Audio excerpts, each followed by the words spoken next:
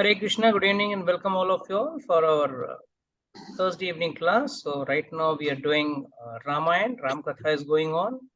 Started with Ramayana on Ram Navami day and still it's not yet over. People are still persisting on the detailed explanation, so we're still continuing. So we have stopped at the point when Sundarkand was about to start, and Sundarkand was let's have a fast little recap so that we get the continuity of it. हमको उसका continuity Hindi में क्या कहते हैं? Let me learn also. In the process of teaching, I will also learn something. थोड़ा हिंदी में भी सीख जाऊंगा. उसका forget it. Continuation ही बोलते हैं. I'm not getting the Hindi word for it. बस उसके साथ कंटिन्यू कर रहे हैं हम लोग कहाँ पे रुके थे. ये हम लोग पूरी हनुमान की टीम, जामवन, हनुमान, अंगद, इनका टीम निकला था सदर्न डायरेक्शन में, मतलब दक्षिण की ओर पे. तो दक्षिण की ओर पे निकला था और पूजा माता जी प्लीज म्यूट एवरीवन. दक्षिण भारत की ओर पे निकले थे. 4 टीम निकले थे, east, west, north, south, Sita मैया के खोजने के लिए. जो साउथ टीम थी उसमें जामवन और हनुमान जी और अंगद, स्ट्रॉन्ग टीम था जो साउथ की तरफ जा रहा था. और घूमते घूमते वो लोग पहले एक ऐसे वन में गए, एक से फॉरेस्ट में गए तो उनको खाना पीना नहीं मिला. फिर वहां से एक गुफा के अंदर गए जहाँ पे मैदानव के लिए ब्रह्मा जी ने एक गुफा बनाया था, जहाँ पे आने का रास्ता था मगर जाने का नहीं था. तो बंदरों ने सोचा यही ना क्यों ना खा पी के आराम से रहें, क्योंकि वहां मेरू पर्वत की बेटी वहां थी. उन्होंने बोला आप यहाँ आ सकते हो मगर जा नहीं सकते हो. मगर जब उन्होंने बताया कि वो लोग रामचंद्र जी की सेवा के लिए जा रहे थे, तब उनको बाहर निकलने का रास्ता बताया था. और रास्ता बहुत आसान था. उनको सिर्फ आंखें बंद करनी थी और मंत्र शक्ति से वो लोग उस गुफा से बाहर आ गए. पहुंच गए वो लोग भारत के दक्षिणी छोर पे, जहाँ पे आगे समुन्द्र था. ढूंढते ढूंढते देश खत्म हो गया था मगर उनको पता नहीं था कि सीता मैया कहाँ पे है. वहां पे सब लोग मायूस हो गए, दुखी हो गए. अब उन्होंने ये सोचा कि हम किस मुंह से वापस जाएंगे, किस मुंह से रामचंद्र जी को बताएंगे कि सीता मैया नहीं मिली. तो काफी दुखी होने की वजह से उन्होंने सोचा कि हम क्यों ना यहीं पे अपना प्राण त्याग दें. जब ऐसा सोच रहे थे, नजदीक में एक गुफा था. उस गुफा में संपाति नाम का एक गिद्ध रहता था. काफी बूढ़ा था और उसके पंख भी जल चुके थे. बिल्कुल रेंगता हुआ चलता था. मुश्किल से वो कुछ दूर जाके अपना अन्न का या अपना भोजन का प्रबंध कर पाता था वो. तो जब संपाति ने सुना, खुश हो गया. अरे वाह, अब ये सब वानर यहाँ पे प्राण त्यागेंगे तो मेरा भोजन का बंदोबस्त हो जाएगा. I'll have my reserve stock of food. मगर और तभी उस वक्त बातचीत में हनुमान, जामवन, अंगद सब बात कर रहे थे. तब बोले कि एक कैकेयी माँ का एक डिसीजन, एक जो वनवास जाने का जो डिसीजन था, उससे कितने लोगों को तकलीफ हुआ. दशरथ महाराज मर गए, अपना बाली मर गया और जटायु मर गया. रामचंद्र जी को वनवास जाना पड़ा. जब उसने संपाति ने जटायु का नाम सुना, तब उसके कान खड़े हो गए. ये लोग जटायु का क्यों बात कर रहे हैं? जटायु कौन था? संपाति का सगा भाई था. He was also a vulture. This fellow was also a vulture. दोनों गिद्ध थे. तो संपाति ने को जब सुना कि भाई जटायु मर गया, तब आगे आता है रेंगते हुए और आके उन वानरों को पूछता है, आप लोग जटायु को कैसे जानते हो? आपका जटायु का क्या लेना देना है? रखो सब।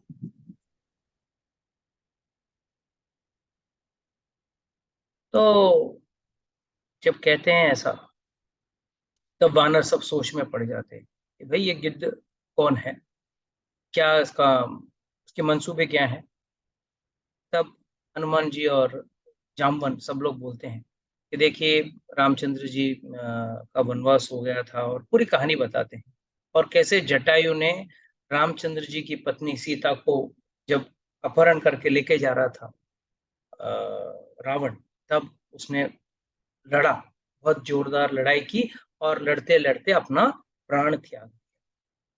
जब ये बात सुनते हैं, संपाति रोने लगता है कि मेरा भाई मर गया, अरे मुझे अब पता चला, मेरा जिगरी भाई था। आचार्यगण कहते हैं कि कैसे संपाति का ये हाल हुआ। इट इज सेड, संपाति और जटायु, सॉरी, दोनों जटायु, दोनों एक बार साथ में उड़ रहे थे, छोटे थे, जवान थे। तब उनका एक रेस लगा, एक दौड़ लगी कि कौन सूर्य तक पहले पहुंचेगा। तो दोनों उड़ते उड़ते गए।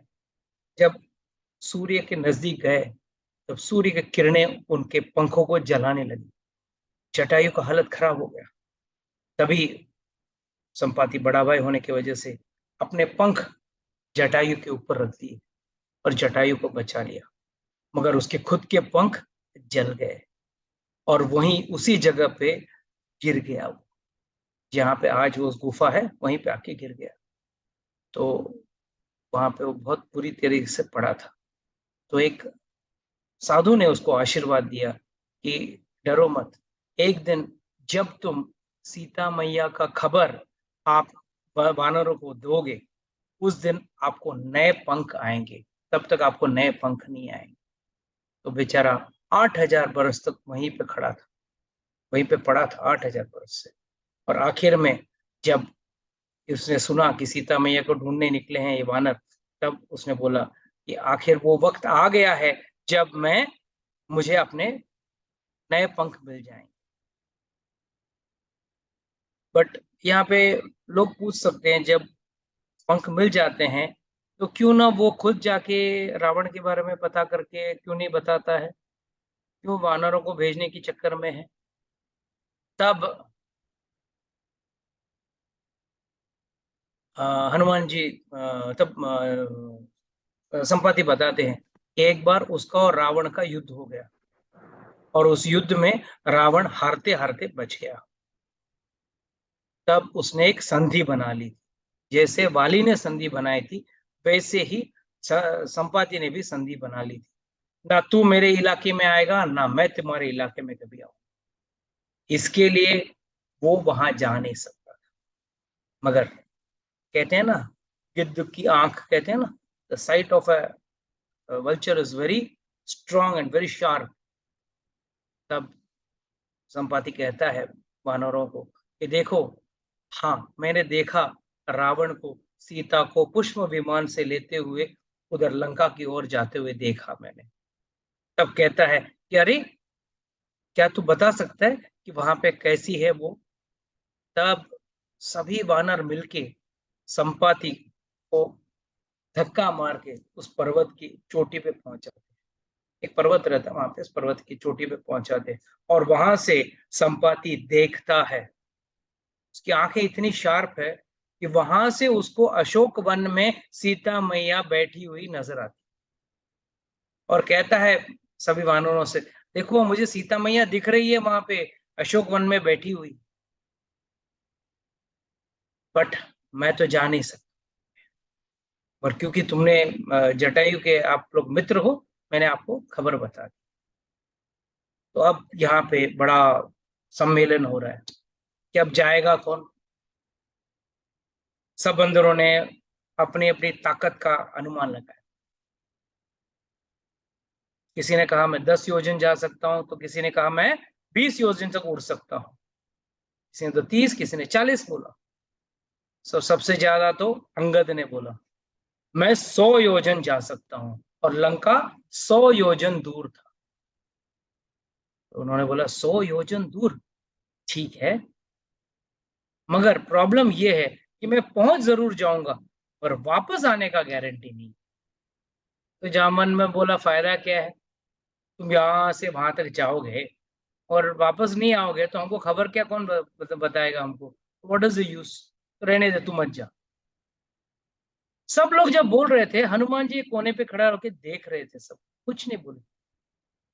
तब आचार्यगण कहते हैं, बोल वो सकते हैं जिनके पास खुद की ताकत होती है, मगर जिनके पास खुद की ताकत नहीं होती है, जो जो जानते हैं कि हमारे अंदर जो भी बल है वो भगवान का है, प्रभु का है, वो व्यक्ति कभी भी अपने बल के बारे में डींगे नहीं हाँकेगा। जैसे कि भगवान कहते हैं भगवत गीता के 7वें अध्याय में, बलम बलवंताम च हम, मैं एक पावरफुल व्यक्ति जो बलवान व्यक्ति है, उसका बल मैं हूं। तो हम लोगों को समझना चाहिए, अगर कोई व्यक्ति बहुत खूबसूरत है, कोई व्यक्ति अच्छा बोल सकता है, कोई अच्छा लिख सकता है, कोई अच्छा गा सकता है, या कोई भी गुण हो उसके अंदर, वो उसके अंदर वो है क्योंकि भगवान ने उस पर कृपा की है, इसके लिए वो उसके पास वो कला है। और हर व्यक्ति को अपना कला को भगवान की सेवा में लगाना है। जैसे अब हनुमान जी लगाने वाले हैं, उनके पास भी कुछ शक्ति है, कुछ ताकत है, कुछ सिद्धियां हैं, पर वो सिद्धियां अपने फायदे के लिए नहीं लगा रहे, भगवान की सेवा में लगा। इसके लिए हमें भी हमारे पास जो भी है, तन मन धन जो भी है, भगवान की सेवा में लगाना चाहिए, ना कि खुद की सेवा में। हम उल्टा करते हैं, खुद की सेवा में सब लगाते हैं। भगवान भगवान की जरूरत क्या है, आपके पास तो सब कुछ है। अरे सब कुछ आप ही देते हो तो आपको क्या दें। अरे भाई आपको दिया है, अगर कोई चीज आपको दिया गया है, किसके लिए दिया गया है? अगर आपके पास बुद्धि दिमाग सब कुछ दिया गया है, किसके लिए दिया गया है? उनके पास पहुंचने के लिए वो चीज दी गई। If you are given some resources, अगर आपको कुछ चीजें दी गई है तो वो किसके लिए दी गई? ताकि आप उनके पास वापस आ सकें, वो उन उन चीजों को यूज करके। जैसे अगर कोई अच्छा गा सकता है तो भगवान का गुण गाइए, भगवान के गाने गाइए, फिल्मी गाने, हीरो हीरोइन वाले गाने। और आजकल के गाने तो बहुत ही खतरनाक होते हैं। आजकल के गाने तो देखने वाली चीज हो गई, सुनने वाली चीज तो रही नहीं है कुछ। इट इज बिकम उसका नाम ही हो गया ना, आइटम सॉन्ग हो गया। It's become all items. And बोल भी इतने बेकार और गंदे हैं कि समझ में नहीं आता है। कलयुग आ चुका है या कलयुग पूरा हो चुका है? तो हनुमान जी बोले कि मेरे पास तो कोई बल नहीं। ठीक है, तो जामवन जी ने पूछा, अगर आपके पास बल नहीं है तो किसके पास बल होगा? और जामवन जी उसको सब याद दिलाते हैं, जो वो बचपन में वो भूल चुके थे साधुओं के श्राप की वजह से। साधुओं ने उनको श्राप दिया था, मगर Hanuman ji was very powerful strong, बहुत बलशाली थे। और वो सारे नो साधुओं को सताते थे, दो हाथी को उठा के ऐसे पटक पटक के फेंकते थे, कहीं किसी साधु के ऊपर गिर जाए तो साधुओं ने उनको श्राप दिया कि भाई तू तेरा ताकत भूल जा, और किसी दिन कोई महान व्यक्ति जब जरूरत पड़ेगा, जब याद दिलाएगा, तब तुझे याद आएगा, तब तक तू भूल जाएगा। तो जब जामवन वो महान व्यक्ति थे जिन्होंने उनको याद दिलाया कि भाई आपका जन्म हुआ श्री राम का सेवा के लिए, आपके अंदर सारी अष्ट सिद्धियां हैं, अष्ट सिद्धि के नौ निधि के दाता, तो जाओ आप आपकी सिद्धियां दिखाओ अब, और आपको जाना है वहां पे। तब हनुमान जी बोलते हैं ठीक है मैं जाऊंगा, मैं 100 योजन उड़ के जाऊंगा, सीता मैया का पता लगा के वापस आऊंगा। सब बंदर खुश हो जाते हैं, एकदम सब कूदने नाचने लगते हैं। चलो अब हमारे हनुमान जी जाने वाले हैं। तो महेंद्र पर्वत के ऊपर चढ़ जाते हैं, और पहला क्या करते हैं, किसी को याद है, किसी को पता है बाय एनी चांस पहला क्या करते हैं? मैंने बताया पहले लेक्चर्स में, अगर याद हो तो लेट मी सी। किसी को याद नहीं? सब लोग बादाम खाइए। कि वो जय श्री राम बोलकर ही तोड़ते हैं ना, वही बोल रहे हैं। उसके पहले चल। याद रखना माता जी, जब भी आप कोई कार्य करने जाओ, महान कार्य हो, तो पहले गुरु को याद करना, फिर भगवान। और उनके गुरु कौन थे? सूर्यदेव। तो सूर्यदेव को पहले उन्होंने प्रणाम किया, उनके आशीर्वाद दिया, और फिर कहते हैं कि पर्वत के ऊपर ऐसा, मतलब जैसे आप लोग रॉकेट लॉन्चिंग पैड देखते हो ना, जब रॉकेट जाता है तो कितना जमीन पे नो आग छोड़ता है, कितना प्रेशर होता है धरती पे, कुछ कुछ तो जमीन फट भी जाए, इतना प्रेशर रहता है। तो वैसे हनुमान जी ने जब उड़ान भरी, कहते हैं कि पूरा जो पर्वत है वो चूर चूर होने लगा, जानवर सब गिरने लगे, बड़े बड़े पत्थर टूट के गिरने लगे, रोल होके नीचे गिरने लगे, और हनुमान जी उड़ के गए, और उन्होंने एक ही शब्द बोला, जय श्री राम। कुछ आचार्यगण कहते हैं उन्होंने कुछ बोला ही नहीं। क्यों? क्योंकि उनके मुख में श्री राम पहले ही थे ना। जो मुद्रिका दी थी वो कहाँ रखे थे उन्होंने? अपने मुंह में रखा था। तो बंदर है ना भाई। तो जो रामचंद्र जी ने जो अंगूठी दी थी ना, वो उन्होंने अपने मुंह में रखा था। तो आचार्यगण कहते हैं वो उसके वजह से उनके मुंह से रामचंद्र जी का नाम जो जो मुंह में आ गया, तो व्यक्ति के अंदर कोई भी बल आ जाता है। तो जैसे उड़े, तो पहले उनकी यात्रा में 3 बाधाएं आई। पहला बाधा कौन सा था? इसको याद है? बोलो बोलो। राक्षसी लंकिनी। लंकिनी तो लंका में आई माता जी। अभी तो लंका पहुंचे किधर? अभी तो टेक ऑफ किया उन्होंने। ये वो एक पर्वत जैसा है ना, वो नाम याद नहीं। हाँ, नाम क्या था? मैनाक पर्वत। मैनाक पर्वत, हाँ मैनाक। मैनाक पर्वत। सो फर्स्ट मैनाक पर्वत। कौन था मैनाक पर्वत? मैनाक पर्वत हाँ कौन थी? कौन रहा? It was a mountain which was pushed by Vayu देवता। वायु देवता क्या कर रहे थे पहले जमाने में? कहते हैं कि शास्त्र में लिखा गया है, वेदों में लिखा गया है कि पर्वतों को विंग्स, उड़ सकते थे, वो पंख थे, उड़ सकते थे, तो पर्वत उड़ते थे।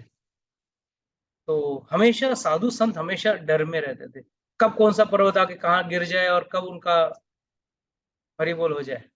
तो वो वहां पे बैठ के जप करते थे, साधना करते थे, या समाधि में बैठा करते थे। तो कहते हैं कि इंद्र ने अपने वज्र से सारे पर्वतों का पंख काट दिया, और वो पर्वत वहां वहां वहीं पे वहीं बैठ गए। इसके लिए वो पर्वत, सब पर्वत उड़ने वाले पर्वत सब स्थिर हो गए, कहीं हिल नहीं सकते। मगर उस समय वायु देवता ने एक पर्वत जो था, जिसका नाम था मैना, उसको बोला कि तू जाके इस धरती पे जाके अंदर समुद्र के नीचे चले जा। वहां पे एक छोटा सा छेद था, जिसमें से गुफा या छेद बोलिए, जिसमें से असुर जाते थे दूसरे लोग। उस लोगों को जाने का रास्ता जो था उसको बंद कर दिवा दिया गया। इंद्र भी उसमें शामिल थे, दोनों ने मिलकर कर दिया। और हनुमान जी किसके पुत्र थे?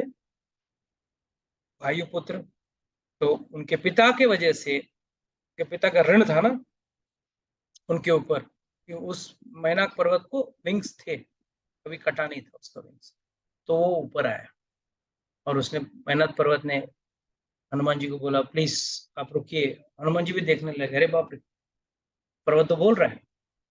बोला आपका पिता का हमारे पर ऋण है, तो आप प्लीज आराम कीजिए, हम पर थोड़ा विश्राम कीजिए, बाद में आगे जाइए आपकी सेवा के लिए।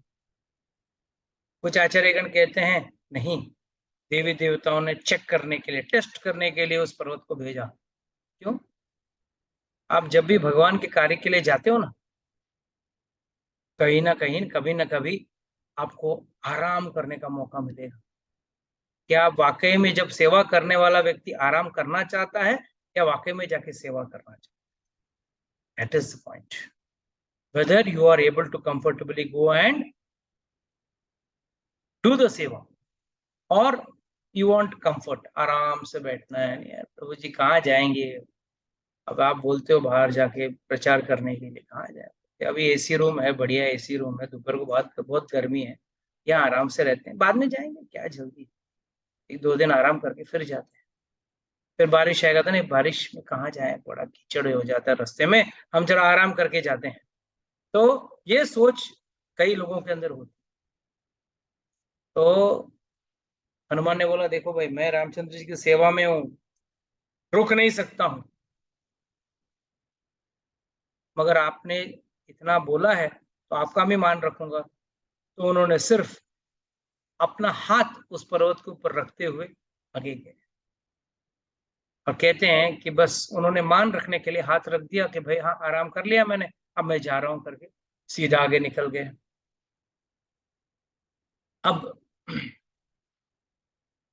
आगे जैसे वो गए, मैनाक पर्वत के बाद कौन सा राक्षस आता है, कौन सा? मुझे एक और राक्षस नहीं आती ना जो बोलती है कि मेरे मुंह से निकल के जाना है। हाँ, तो राक्षसी का नाम भी तो जानो। मुझे इतना याद रह गया वो। अरे, इतने भगवान का नाम याद नहीं रखते तो कम से कम राक्षसों का तो नाम रखा याद रखा करो। सुरसा राक्षसी, सुरसा राक्षसी आई। This was also a test. Surasa राक्षसी ने सीधा आया और हनुमान जी को रोका, रुको, आगे मत जाओ, अब मेरे मुंह के अंदर जाओ। हनुमान जी बोला, मैं तो रामचंद्र जी की सेवा में जा रहा हूँ, मैं क्यों आपके मुंह के अंदर जाऊं? देखो, ब्रह्मा जी ने मुझे वर दिया है, कोई भी यहाँ से पार नहीं जा सकता, जिसको भी है मेरे मुंह के अंदर ही जाना पड़ेगा। बोला, हनुमान जी बोले, देखो अभी मैं सेवा के लिए जा रहा हूँ, पहले मैं रामचंद्र जी को इन्फॉर्मेशन देख के आऊंगा, देख के वहाँ का इन्फॉर्मेशन जो है वो बता के फिर आगे आपके मुंह के अंदर जाता हूँ, कोई प्रॉब्लम नहीं है। बोला, नहीं, आपको मेरे मुंह के अंदर जाना ही पड़ेगा। बोला, अच्छा, ठीक है। तो हनुमान जी ने, उन्होंने देखा मुंह इतना बड़ा था, तो हनुमान जी इतने बड़े हो गए, मुंह कैसे ऐसे थोड़े बड़े हो गए, तो तुरंत राक्षसी ने और मुंह खोला बड़ा, हनुमान जी और बड़े हुए, तो राक्षसी ने भी और मुंह खोला, बड़े होते गए, ये भी मुंह खोलते गए, खोलते गए, खोलते गए।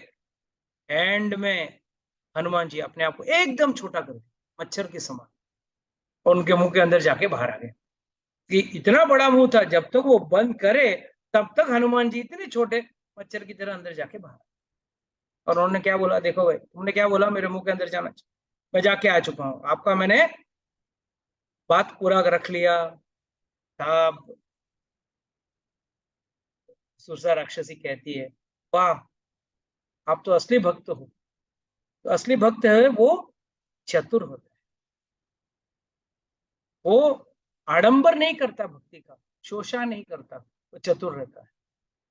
एंड चतुर का मतलब क्या है, यहाँ पे लोग अक्सर अक्सर लड़ाई झगड़ा कब बढ़ता है, जब दोनों व्यक्ति बड़ा होते रहते, मैं बड़ा हूं तुझसे, तो सामने वाला भी, मैं भी बड़ा हूं, मैं भी तुझसे बड़ा हूं, तो मैं भी बड़ा हूं, बस इसी चक्कर में, बड़े होने के चक्कर में दोनों लड़ते रहते हैं। पर हनुमान जी ने हमको क्या सिखाया यहाँ पे, अरे जो अपने आप को बहुत बड़ा समझे ना, उसके सामने छोटा बन जाओ, एकदम छोटा बन जाओ, और उसके मुंह के अंदर से जाके बाहर आ गए, उसको मुंह बंद होने के पहले वो बाहर आ गए। तो it is better to be humble. What is humble Hindi? विनम्र, विनम्र, विनम्र, विनम्र होना अच्छा है, ज्यादा अहंकार करना कोई मतलब नहीं है, क्योंकि अहंकार व्यक्ति के साथ क्या अहंकार करे, एक तो हनुमान जी के अंदर अहंकार था ही नहीं, सुरसा के अंदर था, तो अपने आपको छोटा कर, तब उसने आशीर्वाद दिया हनुमान जी को कि जाओ, तुम्हारा यात्रा सफल। यहाँ पे कई अच्छे मतलब लोग पूछ सकते हैं कि भाई, हनुमान जी के मुख में तो मुद्रिका जब थी, तो बोल कैसे रहे, हाउ वाज स्पीकिंग? डेफिनेटली आपके मुंह में कुछ रहेगा तो आप बोल सकते हैं क्या? तो कहते हैं कि जो व्यक्ति, हनुमान जी जो थे, वो व्यक्ति कौन थे? अष्ट सिद्धि वाले व्यक्ति। अष्ट सिद्धि मतलब he could speak from any pore of the body, शरीर के कोई भी रोमकूप में से भी वो बात कर सकते, दैट इज अष्ट सिद्धि। 8 सिद्धियां हैं, अनिमा, लगिमा, प्राप्ति, वशीकरण, ऐसा करके 8 सिद्धियां हैं। और ये कोई भी व्यक्ति घोर तपस्या करके आज के युग में भी प्राप्त कर सकता है, बट इन सिद्धियों का कोई फायदा नहीं है। क्यों? फायदा हो सकता है, भौतिक लेवल में हो सकता है, आप उड़ सकोगे, पानी पे चल सकोगे, वो सब कर पाओगे, एकदम अपने आप को हल्के से हल्का कर सकोगे, छोटे से छोटा कर पाओगे, एकदम बड़ा कर पाओगे, हाथ लंबा करके कर सकते हो, कुछ भी कर सकते हो। ऐसे आज भी कई साधु हैं हिमालय में जो इन सिद्धियों को प्राप्त कर चुके हैं, मगर इन सिद्धियों को जानने के बाद आप भौतिक दुनिया में कुछ प्राप्त जरूर कर पाओगे, मगर जन्म मृत्यु के चक्कर से बाहर निकल नहीं पाओगे। जन्म मृत्यु के चक्कर से अगर बाहर निकलना है तो आपको भक्ति करना पड़ेगा। जब तक भक्ति ना करो ये सिद्धि इस काम की नहीं। इसके लिए सिद्धियां हनुमान जी के पास होने के बावजूद उन्हें वो जीवन भर किए क्या? उन सिद्धियों को भगवान की सेवा में लगाया और भक्ति की, भगवान की, रामचंद्र जी की भक्ति की। और भक्ति का मतलब क्या है? सेवा ही तो भक्ति का नाम है, और क्या है। आगे जैसे बढ़े, शिमिका नाम की राक्षसी ने अपना मुंह खोला और हनुमान जी के उड़ते हुए जो शैडो, प्रतिबिंब, छवि, क्या कहते हैं उसको, छवि, परछाई, परछाई, उसकी परछाई को पकड़ लिया। उस राक्षसी के अंदर वो ताकत था, वो असली राक्षसी थी। पहले दो तो सिर्फ टेस्ट थे, और तीसरा टेस्ट जो था वो असली टेस्ट था। और वो टेस्ट ये था कि वो राक्षसी ने उसकी परछाई पकड़ के हनुमान जी को खींच लिया। और कहते हैं कि जब हनुमान जी उड़ने लगे, इतना विशाल आकार बना लिए थे कि जब एक कुछ कई सारे मतलब माइल्स का जितना तो बड़ा तो उनका परछाई था। 8 miles or something was परछाई ऑफ हनुमान जी। तो हनुमान जी उनके पेट में गए, तो उसके पेट को फाड़ते हुए बाहर आए और उस राक्षसी को मार दिए। और फाइनली जाके वो लंका पहुंचे। जब लंका में उतरे तब दोपहर का वक्त था, शाम जस्ट शुरू होने वाला था। तो हनुमान जी ने सोचा क्यों ना थोड़ा आराम किया जाए, वेट किया जाए। दिन में जाऊंगा तो पकड़ा जाऊंगा, रात को जाता हूँ, ऐसे भी राक्षस रात को सब अपना करतूत सब करते हैं, रात को जाके पता करो। तो रात के लिए वेट कर रहे। और जब रात हो गई थी, तब शाम, ढलता हुआ शाम हो गया था, तब हनुमान जी अंदर जाने के लिए एकदम छोटा सा बिल्ली जैसा रूप बना लिया। और जैसे लंका के द्वार पे जा रहे थे, टुम करके एक पैर गिरा उनके सामने और जोर से हंसने लगी। वो राक्षसी लोग हंसते हैं ना, कैसे हंसते हैं जो भी हो, वो आप लोग हंस के देख लेना। आप एकदम राक्षसी वाला हंसी आया तो हनुमान जी देखा कौन भाई, देखा तो जोर से आवाज आया, मैं लंकिनी हूं, यहाँ की इंचार्ज, लंका की इंचार्ज हूँ लंका। और यहाँ से अगर आपको अंदर जाना है तो मेरे परवानगी के बगैर नहीं जा सकते हो। मेरे परवानगी के बगैर नहीं जा सकते हो। तब हनुमान जी ने बोला, देखो भाई, तो अंदर क्यों जा रहे हो, क्या काम है? तो वीजा ऑफिस में पूछते हैं ना, भाई क्यों जा रहे हो? तो हनुमान जी ने बोला, देखो मैं तो छोटा सा बंदर हूँ, घूमने आया हूँ, बस जाऊंगा, थोड़ा घूमूंगा, काफी अच्छे खूबसूरत पेड़ लग रहे हैं अंदर, मैं एक आध दो फल फल खा लूंगा और घूम घाम के वापस चला जाऊंगा। बोला, नहीं, तुम नहीं जा सकते हो, कोई बंदर अलाउड नहीं है हमारे यहाँ पे, कोई बंदर अलाउड नहीं है, अंदर बंदर ही नहीं है, जा ही नहीं सकते हो आप। और काफी झगड़ा और धमकी देने लगी अपने हनुमान जी को। तो हनुमान जी को आया गुस्सा, उन्होंने एक उल्टा हाथ का झापड़ छाड़ा। वो भी कौन से हाथ से? लेफ्ट हैंड से। लेफ्ट हैंड से उल्टे हाथ से, हल्का सा, एकदम प्रेम से। क्यों? लेडी थी ना। हनुमान जी बोले, जेंट्स होता तो बात अलग है, हम तो ब्रह्मचारी हैं, फिर भी लेडी हैं तो एकदम प्रेम से, हल्के से, एकदम थप्पड़ भी नहीं, छोटा सा, एक हल्का सा, जैसे बच्चे को मारते हैं ना, चमाट वैसा मार। और उसमें उसके मुंह से खून निकलने, खून की उल्टी हो गई उसकी, और उसने तुरंत हनुमान जी को बोला कि आप जा सकते हो, मुझे पता है रावण का अंत आ चुका है। ब्रह्मा जी ने मुझे कहा था, जिस दिन एक बंदर आके तुझे झापड़ मारेगा, स्लैप करेगा, उस दिन समझ लेना रावण का अंत आ चुका है। आप जाइए, बेशक जाइए, मेरा पूरी परवानगी है आपको अंदर जाने। तो हनुमान जी वही सूक्ष्म रूप में अंदर गए, देखा लंका वाकई में सोने की नगरी थी। Very rich place, very nice place, बहुत खूबसूरत जगह थी, बहुत अच्छा, और बहुत अच्छे रास्ते, अच्छे अच्छे बिल्डिंगे, सब अच्छे अच्छे थे। और रात का वक्त था, देखे तो क्या दिखेगा? अगर आज आप किसी भी शहर में चले जाओ रात के वक्त, क्या दिखता है? अच्छी चीजें दिखती है? सब रात को इसके लिए कहते हैं ना, उस जमाने से क्या कहते हैं, रात को असुर ज्यादा पावरफुल हो जाते हैं, ताकतवर हो जाते हैं। आज भी तो वही हाल है, जब भी जाते हो आप रात को क्या दिखता है? सब गलत चीजें। मेनली ये 4 चीजों का कार्यक्रम चलता रहता है। मीट ईटिंग, मांस भक्षण, व्यभिचार, इलिसिट सेक्स, शराब, नशा, और आखिर में जुआ। और ये आज के तारीख में भी यही 4 चीजें होती है।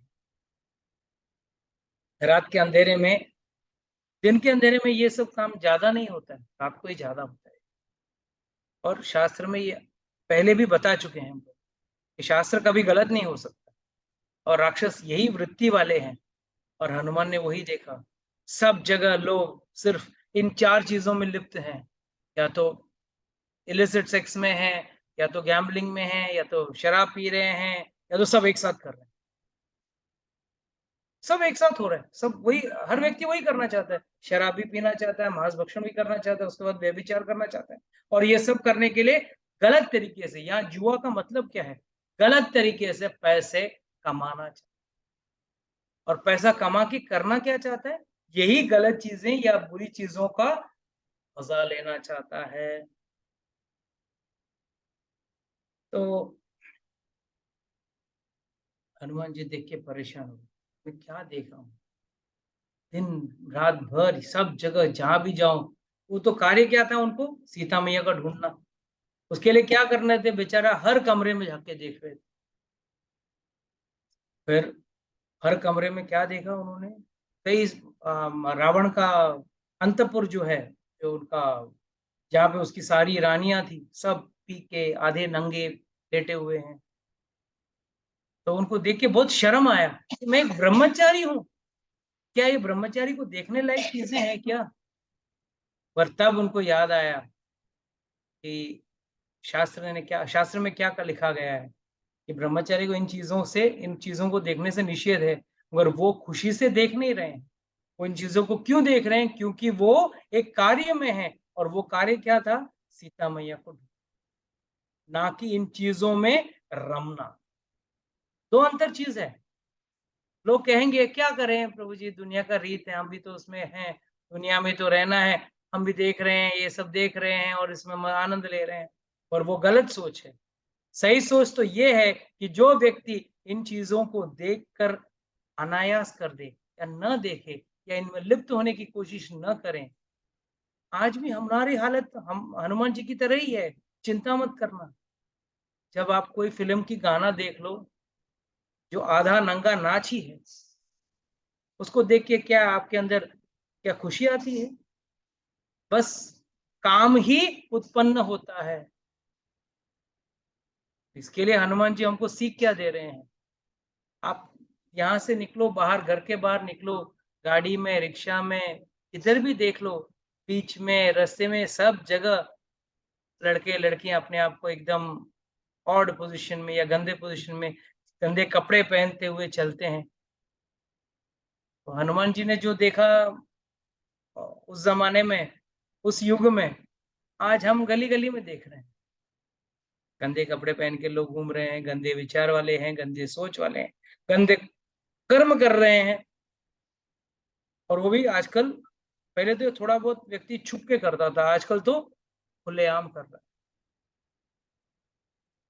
मगर हनुमान जी की तरह अगर हम बन जाएंगे ना, कोई चिंता नहीं, माना कि इसको हम रोक नहीं सकते, ये कलयुग का प्रभाव है, मगर हमको तो इन चीजों से बच के रहना है। तो हमको क्या करना है, बस हमको हमारे लक्ष्य पे ध्यान रखना है। और जैसे हनुमान जी अपने लक्ष्य पे ध्यान रखे थे, उनका लक्ष्य क्या था, सिर्फ सीता मैया को ढूंढना, रामचंद्र जी की सेवा करना। हमको भी हमारा लक्ष्य पे दृढ़ रखना है, इन चीजों को देखते हुए भी अन्यान्यास करना है, बस आगे बढ़ो, छोड़ो छोड़ो, इन चीजों में ना मजा लेना है, ना इसमें हमको लिप्त होना है। ढूंढते ढूंढते ढूंढते एंड में रावण के कमरे तक पहुंच गए हनुमान जी। कहते हैं जब रावण को देखा, भगवान को लगा कि भाई ये कोई हीरो है क्या, इतने खूबसूरत, इतने पावरफुल, वेल बिल्ट, बहुत देखने में बहुत सुंदर। आजकल राक्षस भी ऐसे ही दिखते हैं ना, दिखने में तो बड़े खूबसूरत रहते हैं, व्यक्ति के चेहरे से उसके कार्य का पता नहीं चलता है, उसकी सोच प्रक्रिया के बारे में पता नहीं चलता है। इसके लिए बाहरी खूबसूरती के ऊपर आकर्षित नहीं होना है हम लोगों हम लोग आज के जमाने में बाहर की खूबसूरती देख के हम लोग आकर्षित हो जाते हैं। अरे कितना खूबसूरत है, धनवान है, अच्छा व्यक्ति होगा। ये गुण नहीं है, ये कलयुग में हमने ऐसे गुण को बना लिया कि ये गुण होने की वजह से व्यक्ति अच्छा है। अगर मैं आपके कह दूं, आपके इलाके में पूछूं, भाई आपके यहाँ के कोई प्रभावशील या बड़े व्यक्ति का नाम क्या है, तो आप एक ही व्यक्ति का नाम बता पाओगे जो धनवान है, ना कि जो कैरेक्टर में अच्छा है। उस व्यक्ति को कोई कीमत नहीं है आज के जमाने में। What is the Hindi translation of character? चरित्रवान, चरित्रवान या कोई आ, आ, अच्छे विचार वाला नहीं। आपके दिमाग में अगर कोई बड़ा व्यक्ति पूछो तो सिर्फ वही व्यक्ति आएगा जो धनवान है, भले ही वो इन चार गंदे चीजों में लिप्त क्यों ना हो, फिर भी अरे क्या है, बड़ा आदमी है, वो कर सकते हैं। अरे वो कर सकते हैं, क्या वो व्यक्ति ही नहीं है, वो इंसान ही नहीं है, वो तो जानवर के समान है। शास्त्र तो कहता है जो व्यक्ति इन चार चीजों में लिप्त है वो पशु है, जानवर है, मनुष्य के शरीर में जानवर, कि वो चार चीज, गंदे चीज कोई मनुष्य कर नहीं सकता। तो हनुमान वहां पे देखा तो रावण इतना खूबसूरत, इतना बलशाली, दिखने में भी एकदम स्ट्रांग लग रहा था, और एकदम बहुत अच्छा खूबसूरत वर्णन है वाल्मीकि रामायण में। उसका बिस्तर बहुत सफेद मखमली बिस्तर, और आइवरी के बने हुए उसका बिस्तर था, और सोने का, सब जगह सोने के बर्तन रखे हुए, और सोने के पिलर्स, खंबे हैं, सब हैं। तब थोड़े बगल में दूसरे बिस्तर पे एक खूबसूरत औरत लेटी हुई, इतनी खूबसूरत थी कि पहले नजर पे हनुमान को लगा कि वो सीता मैया ही है। खुश हो गया, चलो सीता मैया मिल गई, कूदने लगा, बंदर बंदर की तरह कूदने लगा। बंदर कहते हैं ना, बंदर की तरह क्यों कूद रहे हो? बंदर जब खुश हो जाता है क्या करता है, कूदता है। और कहते हैं, आचार्यगण कहते हैं कि उसने अपनी पूंछ को हाथ में लेके उसको चूमने लगा। बंदर बहुत खुश हो जाता है ना, अपने पूंछ को हाथ में लेके चूमने लगता।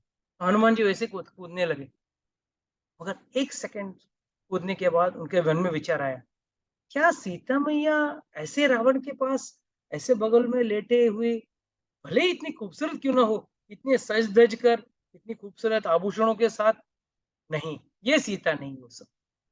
वो एक्चुअली थी मंडोदरी थी। मगर मंडोदरी को पहले, मतलब कहने का यहाँ आचार्यगण का ये मकसद है कि मंडोदरी देखने में इतनी खूबसूरत थी कि हनुमान जैसा व्यक्ति भी चकमा खा गया, वो सोचा वो सीता है। तो कहने का मतलब क्या, रावण की पत्नी इतनी खूबसूरत थी, बट फिर भी वो कभी संतुष्ट नहीं था। जो व्यक्ति औरों की पत्नियों में खूबसूरती और खुशी ढूंढता है, वो रावण ही है। और वो कभी जीवन में कभी ना संतुष्टता आएगी, ना कभी खुशी आएगी। तब हनुमान बहुत मायूस हो गया। सभी जगह घूम के घाम के थक हार के समुद्र के किनारे आके बैठ गया किनारे, दुखी हो गया। अरे, मैंने तो सीता मैया को ढूंढने की खूब कोशिश की, सीता मैया नहीं है। शायद रावण ने उसको खा गया हो, या राक्षसों ने उसको मार दिया हो, या कहीं पुष्पक विमान से नीचे गिर गई हो, पानी में मर गई हो। जो भी हो, अब क्या मुंह लेके मैं वापस जाऊंगा? अगर मैं वापस गया तो पहले तो दुख के मारे रामचंद्र जी अपना प्राण त्याग देंगे। रामचंद्र जी प्राण त्याग देंगे तो लक्ष्मण भी अपना प्राण त्याग देगा। जब राम और लक्ष्मण मर जाएंगे तो भरत और शत्रुघ्न भी अपने आप को अपना प्राण छोड़ देंगे। तो वैसे ही अपने उनकी माताएं भी प्राण छोड़ देंगी। वो सबको देख के सुग्रीव भी अपना प्राण छोड़ देगा। तो सुग्रीव छोड़ देगा तो फिर अंगद और सब लोग अपना प्राण छोड़ देंगे, सारे वानर छोड़ देंगे। उससे अच्छा ये है कि मैं वापस ही नहीं जाता। हनुमान डिसाइडेड, मैं वापस नहीं जाऊंगा। तब एक अचानक मन में एक दूसरा ख्याल आया। अरे, संपाति ने तो कहा था कि वहां पे मुझे सीता मैया दिख रही है, और मैं इतने पहुंचने तक कहाँ जा सकती।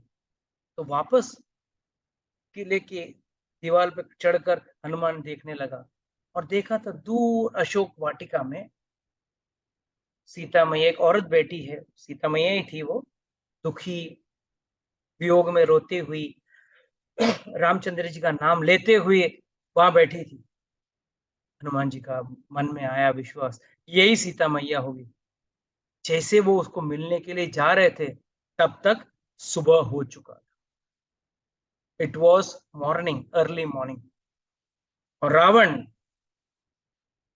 जो एक बड़ा खुद ब्राह्मण का पुत्र था और शास्त्रों का वेदज्ञ था, सारे वेद उसको अच्छी तरह से मालूम थे, तो उसने देखा कि रावण अपनी 100 पत्नियों को लेके, कि हजारों थी, उसमें से कुछ 100 पत्नियों को लेके सीता को मिलने आ रहा है।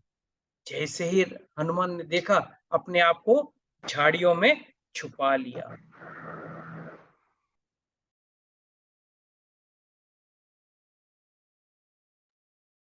छुपा लिया अपने आप को झाड़ियों में, और उसने एक कोने पे जाके देखने लगा कि क्या हो रहा है, पूरा क्या बातचीत होने वाला है। और रावण एकदम गुस्से में आया। पहले तो बहुत मीठा बात किया, सीता, मैंने तुझे 1 बरस का टाइम दिया था, उसमें से 10 महीने चले गए हैं, अब तेरे पास सिर्फ 2 महीने का वक्त बचा है। रावण कह रहा था, अब जल्दी से तू अपने आप को मेरे हवाले कर दे। मैं रात भर सो नहीं पाता हूँ, मेरे पास इतनी सारी पत्नियां हैं, इतनी खूबसूरत पत्नियां हैं, फिर भी मेरा मन तुझ पे ही आकर्षित है। तो आचार्यगण कहते हैं, this is what said in the Bhagavad Gita also, कि अगर कोई व्यक्ति ध्याये तो विषयान पुंसा संगस्ते सुपजायते, संगत संजायते कामात्, कामात् क्रोध विजायते, क्रोधात् भवति सम्मोह, सम्मोह स्मृति विभ्रम, स्मृति भ्रंशत् बुद्धिनाशो, बुद्धिनाशो प्रणश्यति। ये क्रम है, जिस तरीके से व्यक्ति अपना अपना ध्यान विषय वस्तु, किसी विषय वस्तु या इंद्र की वस्तु पे अगर ध्यान केंद्रित करता है, तो उसका प्रणश्यति होता है। प्रणश्यति मतलब उसका विनाश होता है। He is sure to go to dogs, कहते हैं ना, इसका कुछ नहीं हो सकता है, विनाश ही होगा। तो हनुमान, सॉरी, रावण कहता है, मैं कहीं और लक्षण दे सकता। कहते हैं रावण इतना खूबसूरत था कि कोई भी परस्त्री खुद की खुशी से उसके साथ आ जाती थी, उसको किडनैप करने की भी जरूरत नहीं पड़ती। उसको अपहरण करने की भी जरूरत नहीं पड़ती थी, कोई भी औरत उसके साथ अपने आप चली आती थी खुशी खुशी, क्योंकि वो इतना धनी था और इतना खूबसूरत था। हर कोई औरत ज्यादा करके वही देखता है ना, धन और खूबसूरती दोनों है, तो क्यों ना छोड़े उसको। मगर रावण के पास पूरी दुनिया की खुशी होने के बावजूद उसके पास किन्नर, नो, यक्ष, सारी नो सेलेस्ट्रियल बींग्स कहते हैं इसको, सारी सेलेस्ट्रियल बींग्स या उच्च उच्च लोक की लोक के लोग, उन वो सब स्त्रियां उसके साथ थी। Sorry for my Hindi. सब स्त्रियां उसके साथ थी, खुशी खुशी उसके साथ आती थी। फिर भी इतने सब होने के बावजूद, रावण के पास सोने की लंका होने के बावजूद दुखी था।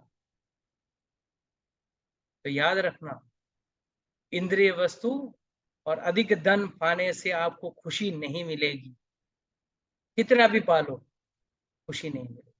खुशी अगर आपको पाना है तो सिर्फ और सिर्फ भगवान की भक्ति में और भगवान की सेवा में है, और वो अपने अंदर है, क्योंकि वो खुशी नहीं, वो आनंद होता है। जो खुशी होती है ना, वो चपल होती है। चपल मतलब बस थोड़ी देर के लिए, जस्ट फॉर सम टाइम, बस इससे ज्यादा नहीं रह सकता। जैसे दिया थोड़ी देर के लिए जलता है और फिर बुझ जाता है, उसी तरह ये भी, खुशी भी थोड़ी देर के लिए आती है और फिर चली जाती है। और शास्त्र ने क्लियर कट कह दिया है, भगवत गीता ने भी कह दिया है कि भाई ये दुखालय है, तो अगर कोई व्यक्ति अपना वक्त बर्बाद करके सुख ढूंढना चाहता है इस दुनिया में, इस धरती पे, तो वो अपना वक्त बिगाड़ रहा है। भक्ति नहीं, अपनी आयु गंवा रहा है। आयु बहुत छोटी है, भक्ति करने के लिए होती है, ना कि इन चीजों में वक्त गंवाने के लिए। रावण ने क्या किया, 1 साल का वो टाइम दिया था और सारी राक्षसों को बोला उसको जल्दी से राजी करो, नहीं तो तुम लोगों की खैर नहीं। और जाते जाते रावण कह के गया, याद रखना, एक तो तेरा पति आने वाला नहीं है तुझे छुड़ाने के लिए, और आएगा तो भी यहाँ नहीं आ सकता है। और 1 साल के अंदर, मतलब कि 2 महीने के अंदर तूने अपने आप को मेरे हवाले नहीं किया तो मैं तुझे खा जाऊंगा, you will be my breakfast. जब रावण ये सब कह रहा है, तब सीता मैया ने एक घास के तिनके को हाथ में लिया, और जब रावण नजदीक आया तो उसके सामने रख दिया। आचार्यगण कहते हैं इस एक घास के तिनके का वहां रखने का कई सारे मतलब है। एक तो इतना ही मेरे सामने no insignificant, what is for insignificant in Hindi? तुच्छ। तुच्छ, इतना ही तुच्छ है जितना, या इतना वैल्यूलेस है, एक घास के तिनके के समान है। तो घास के तिनके को क्या कोई कीमत है क्या? कोई देखता है क्या, उसको क्यों ध्यान देता है? बस तू भी मेरे लिए एक घास के तिनके के समान है, इसके लिए उसने घास के तिनके को रखा। दूसरा, तू तो एक पशु है, जानवर है, तू यही खा, घास का तिनका खा। दूसरा मतलब, पहला मतलब तू मेरे लिए तुच्छ है, दूसरा मतलब तू तो पशु समान है, तो घास खाने लायक है। तीसरा मतलब, याद रखना, रामचंद्र जी ने एक वक्त, जब जयंत नाम के कौवे ने मुझे तकलीफ दिया, तब रामचंद्र जी ने एक घास के तिनके को ब्रह्मास्त्र बना दिया और उसके ऊपर छोड़ दिया। मैं भी अगर चाहूं ना तो इसको ब्रह्मास्त्र बना के तुझ पे छोड़ दूं और तू इधर ही खत्म हो जाए। एक घास का तिनका रखा गया, बट उसका कितना एक्सप्लेनेशन आचार्यगण देते हैं, देखो। और आखिर में कहते हैं कि भाई तेरे और मेरे बीच में आज भी एक घास का तिनका है, यानी कि देयर इज अ पार्टीशन और there is something in between you and me. जैसे कि एक पराई औरत एक पराई मर्द के साथ डायरेक्ट नहीं बात करती है, बीच में एक पर्दा होता है। ये घास का तिनका भी एक पर्दे की तरह है, एक दीवार की तरह है तेरे मेरे बीच। मगर सीता मैया मन ही मन बहुत रोने लगी कि अगर रामचंद्र जी आने में विलम्ब कर दिया और इसने मुझे मार दिया या उसने मुझे खाने की कोशिश की तो मैं क्या करूंगी? तो क्यों ना अपने आप को ही खत्म कर लेती। बहुत रोने लगी, बहुत विलाप करने लगी। और रावण बार बार कहता था कि तेरा राम तो कभी आएगा नहीं यहाँ पे, वो आ ही नहीं सकता यहाँ, समुद्र पार करके कैसा आएगा? ये सब कहकर जब उसको बहुत क्रोध आ गया, तब उसकी बाकी पत्नियों ने उसको आलिंगन किया, रावण को बोला छोड़ना, हम लोग हैं ना, तो हमारे साथ चल, और उसको लेके चले गए। बाकी सब राक्षसियां, एक जटा नाम की एक राक्षसी थी, उसने उसको तलवार दिखाया, दूसरे ने भाला, तीसरे ने उसको नोकीले चक्कू दिखाए, बोले जल्दी से रावण को हाँ बोल दे, नहीं तो हम लोग तुझे सता देंगे, तुझे खत्म कर देंगे, तुझे यहीं मार देंगे। तब त्रिजटा नाम का एक राक्षसी वहां थी। वो राक्षसी और कोई नहीं, सिर्फ ने विभीषण की बेटी थी Trijata. Trijata comes and tells, जाओ तुम लोग, अब इसको मत सताओ, मैं इसको समझाती हूँ और ये मान जाएगी। ऐसा बोलकर उन राक्षसी को भगा देती। और सीता मैया के पक्ष की थी वो राक्षसी, कहती है क्योंकि विभीषण भी तो अच्छा व्यक्ति था, तो उसकी बेटी भी तो अच्छी रहेगी। तब वो जाके सीता मैया को कहती है, चिंता मत करो, मैंने कल रात को एक सपना देखा, बहुत जल्द तेरा पति आएगा, रामचंद्र जी आएंगे और तुझे छुड़ा के लेके जाएंगे।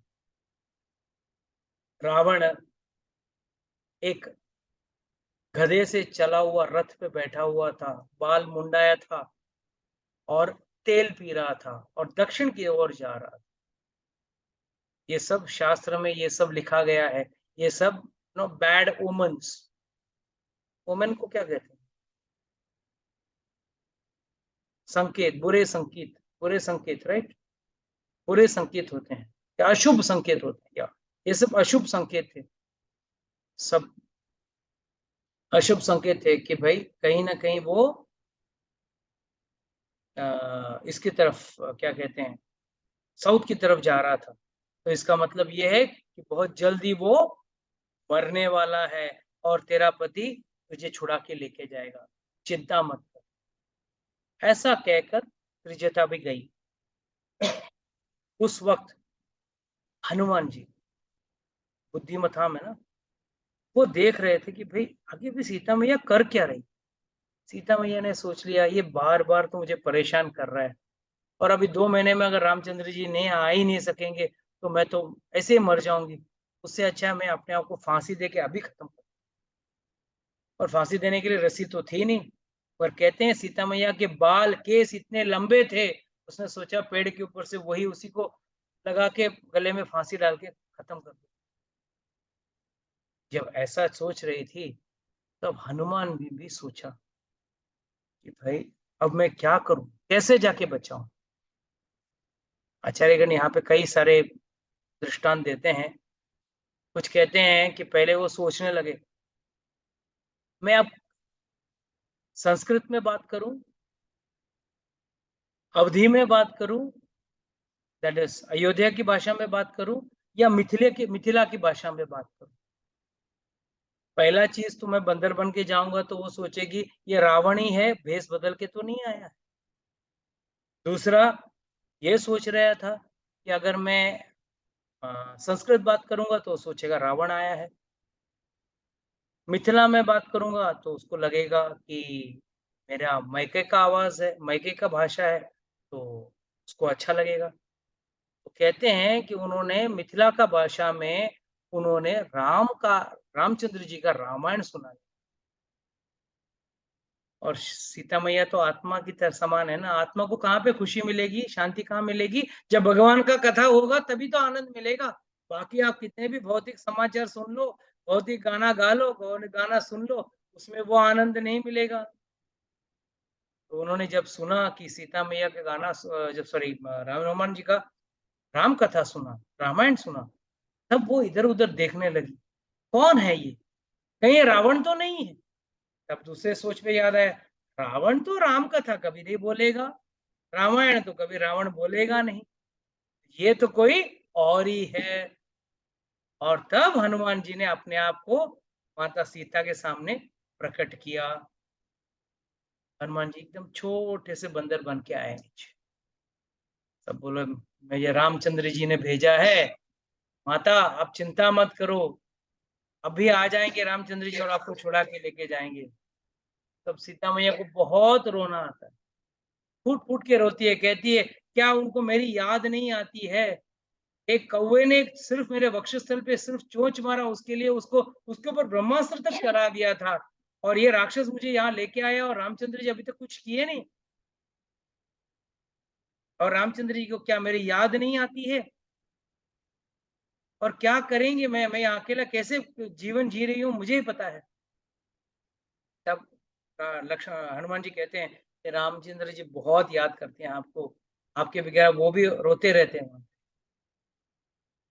तब वो कहते हैं ठीक है, कुछ पहले बताओ मेरे को, रामचंद्र जी के बारे में बताओ, टेस्ट तो करना था ना भाई, वाकई में हनुमान रामचंद्र जी का आदमी है या उसका भेजा हुआ बहरूपिया तो नहीं है, रावण का भेजा हुआ।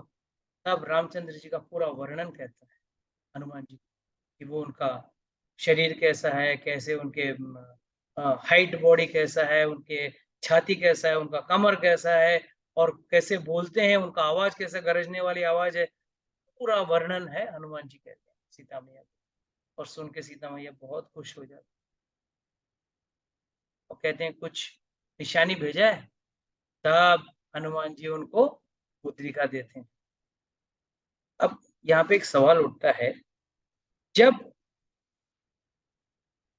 कई माता ने रामचंद्र जी को वन पे भेजा था, उनको बोला आपको एक साधु बन के जाना है, कुछ भी राजसीय वस्तु लेके नहीं जाना है, तो मुद्रिका कैसे लेके आए?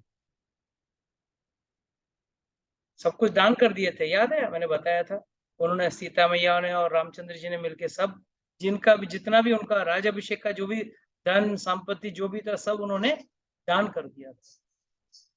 तो यहाँ पे आचार्यगण कहते हैं ये जो अंगूठी थी उनके ससुराल से मिली थी, ये ससुराल का धन था, ये उनका खुद का धन नहीं था।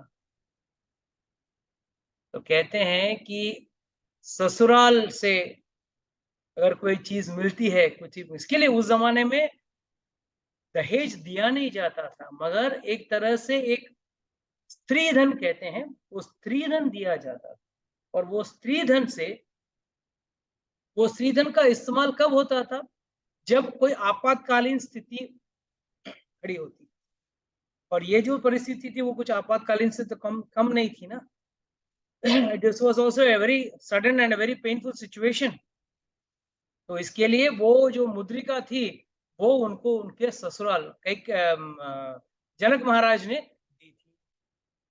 और जनक महाराज ने सीता मैया को एक हेयरपिन दिया था। दशरथ महाराज ने एक हेयरपिन दिया था सीता मैया को, और वो एक बार जो बहू को दिया वो चीज है, उस पे ससुराल वालों का कोई हक नहीं होता। इसके लिए वो पहन के सीता मैया वहां तक आई थी। तो वो चूड़ामणि कहते हैं, हेयरपिन, वो निकाल के हनुमान जी के हाथ में देती है कि भाई कुछ सबूत तो होना चाहिए ना कि आप मुझे मिले हो।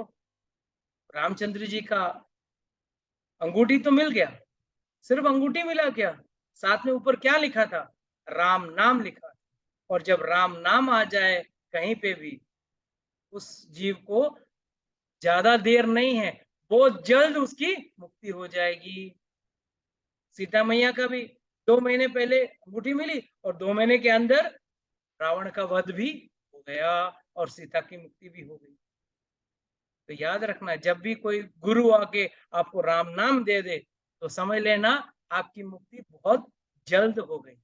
आप बोलेंगे प्रभु जी काफी सालों से हम भक्ति कर रहे हैं, राम नाम जप रहे हैं, जितने युग हम लोग यहाँ निकल चुके हैं ना, 84 लाख योनियों में भटकते भटकते भटकते कई अरबों खरबों खरबों खरबों साल निकल गए हमारे। खरबों साल ने, अरबों अरबों युग निकल गए हमारे, जन्म लेते लेते लेते लेते। उसकी तुलना में राम नाम लेने से या भगवत नाम लेने से आपको अगर मुक्ति का मार्ग मिल रहा है वो बहुत शीघ्र का मार्ग। कहते हैं ज्यादा से ज्यादा 3 जन्म में आप मुक्त हो जाओगे। जो व्यक्ति भक्ति मार्ग में आ जाता है 3 जन्म में मुक्त हो जाता है। इट इज बेटर ना। इतनी खुशी वाली बात है। हनुमान जी ने जाके राम नाम के साथ मुद्रिका दी और चूड़ामणि लेके अपने हाथ में रख लिए। तब उन्होंने सीता मैया को कहा, आप क्यों इतने रो रही हो, चलो मैं आपको अभी लेके जाता हूँ।